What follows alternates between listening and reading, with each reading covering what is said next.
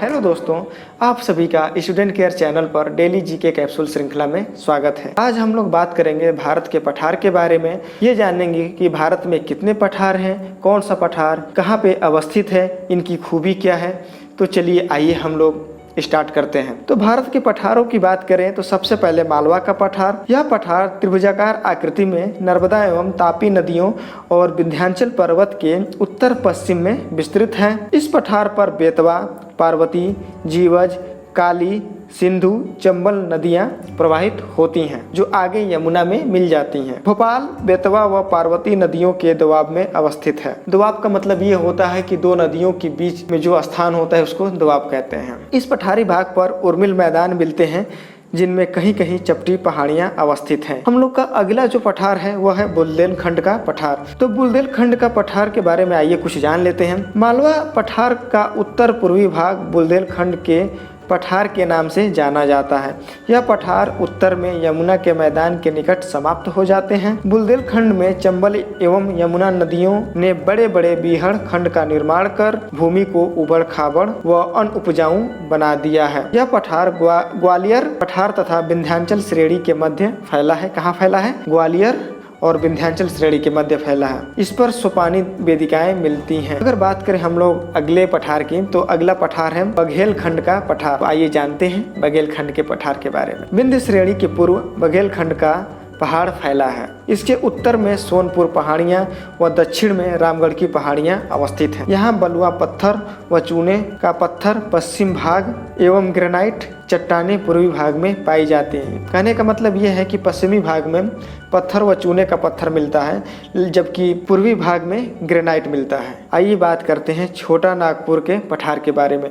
यह पठार झारखंड प्रांत के पलामू, धनबाद, हजारीबाग, रांची एवं बिहार के गया जिले में विस्तृत है। महानदी, स्वर्णरेखा एवं दामोदर नदी जो है इस पठार की प्रमुख नदियां हैं, जो घाटियों में होकर अलग अलग दिशाओं में प्रवाहित होती हैं। राजमहल पहाड़ियां इसी पठार का सीमा बनाती हैं।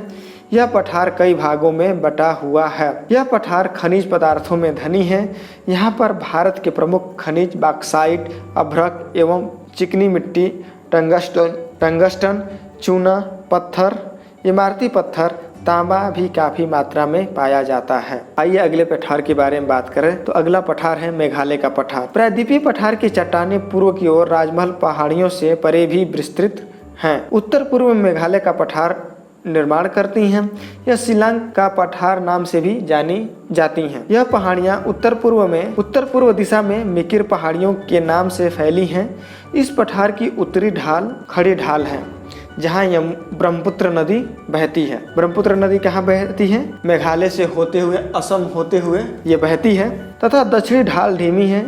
इसे गारो राजमहल खड कहते हैं। आइए बात करते हैं दक्कन के पठार का। तो यह पठार त्रिभुजाकार रूप में फैला हुआ है। उत्तर पश्चिम में सतपुड़ा व विंध्याचल, उत्तर में महादेव व मकालू, पूर्व में पूर्वी घाट तथा पश्चिम में पश्चिमी घाट इसकी सीमाएं बनाते हैं। यह पठार मुख्यतः लावा से बना हुआ है। इस विशाल पठार पर महानदी कृष्णा व कावेरी नदी पश्चिम से पूर्व दिशा की ओर बहती है। किधर बहती है?